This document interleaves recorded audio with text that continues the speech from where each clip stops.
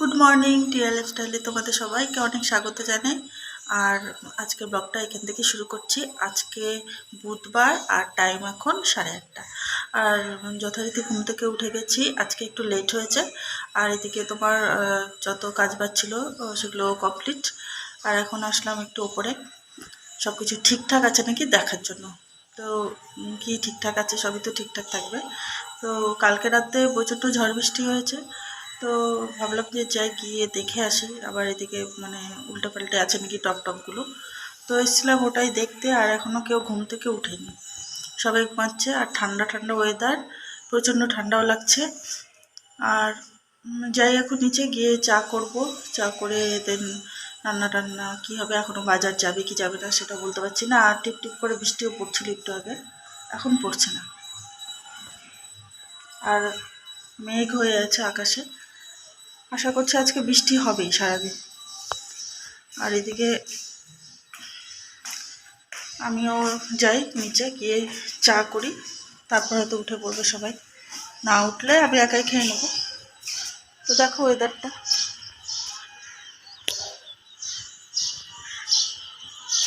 আকাশে মেঘ করে আছে। ঠিক আছে চলো, আসছি আবার পরে। তো সারাদিন কী করছি না করছি যতটা পারছি শেয়ার করছি। তারপর আমি চলে আসলাম নিচে, আর এখানে চায়ের জল বসিয়েছি আর করব হচ্ছে চা। আর চায়ের জল বসাতে না বসাতে এই ভদ্রলোক উঠে পড়েছে, তো ভাবলাম ভালোই হলো, একসাথে চাটা খেয়ে নেব। তারপরে চাটা খেয়ে আসলাম ঘরে, দেখছি ফ্যানটা একটু ময়লা হয়েছে, তো বিছানা উঠানো হয়নি, তো একবারে ফ্যানটা পরিষ্কার করে চাদরটাও চেঞ্জ করে নিয়েছিলাম। তারপরে চলে আসলাম রান্নাঘরে। রান্নাঘরে আজকে করব হচ্ছে মুসুর ডাল, তাই ডালটা সেদ্ধ বসিয়ে দিয়েছি একটা বাটিতে। আর এদিকে পাশে করছিলাম হচ্ছে চাউমিন। আর চাউমিনটা হচ্ছে টিফিনের জন্য দেব, দোকানে নিয়ে যাবে। তো চাউমিনটা প্রায় হয়ে গেছে, এটা একটু ডিম দিয়ে করেছিলাম একটা। আর শুধু ওর জন্যই করেছিলাম, আর আমরা কেউ খাবো না। তারপর এদিকে এটা হতে হতে আমি কতগুলো ঝিঙে ছিল সেগুলো কেটে নিয়েছি, কারণ অনেক দিন হলো এনেছে। তো ভাবলাম কী করব, একটু পোস্তই করে নিই ঝিঙে দিয়ে।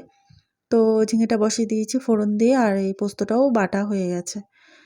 তারপরে এদিকে দেখছি ভালোই রোদ উঠে গেছে, একটু আগেই বৃষ্টি পড়ছিল। তো দেখো কতটা রোদ উঠেছে, ভালোই রৌদ্র উঠে গেছে। তো রান্নাবান্না এদিকে আমার সেরকম কিছু করিনি আজকে, কারণ বলছি। আর এদিকে দেখো ডালটা হয়ে গেছে, আর এই যে পোস্তটা সেটাও হয়ে গেছে। আর অন্য কিছু করিনি, আর পরে একটা কিছু ভেজে নেব। আর খানিকটা পোস্ত বাটা রেখে দিয়েছিলাম, এটা মেয়ে খেতে ভালোবাসে গরম ভাত দিয়ে।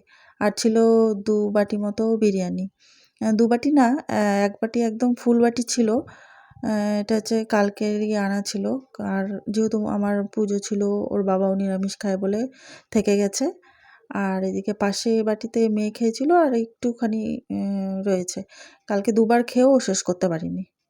তো যাই হোক, তারপর স্নান ধান করে নিলাম, স্নান ধান করে আসলাম ঘরে। আর এখন একটু মুখে একটু টোনার আর ইয়ে দিয়ে নেবো, সানস্ক্রিন দিব, আর কিছু না। তারপরে করব পুজো।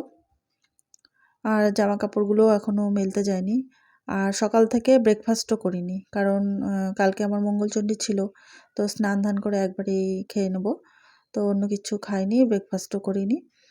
তাই তাড়াতাড়ি করে আগে পুজোটা করে, আর প্রচণ্ড খিদেও পেয়েছিল, তা পুজো করে আগে খেতে বসেছি।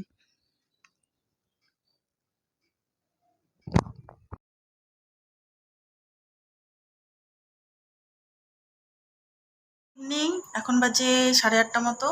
আর সেই দুপুরবেলার পরে আর আসা হয়নি ক্যামেরার সামনে, কারণ হচ্ছে খাওয়া দাওয়া করে এমন ঘুম পেয়েছিল যে ঘুমিয়ে পড়েছি। তো যাকে এখন হচ্ছে দুপুর সন্ধ্যাবেলাতে উঠে চাটা করে খেয়ে মেয়েকে খাইয়ে টাইয়ে পড়তে দিয়ে আসলাম। ওর 8টা থেকে পড়া, তো এখন বাজে 8:20। যাই হোক, আমি দিয়ে এইমাত্র আসলাম।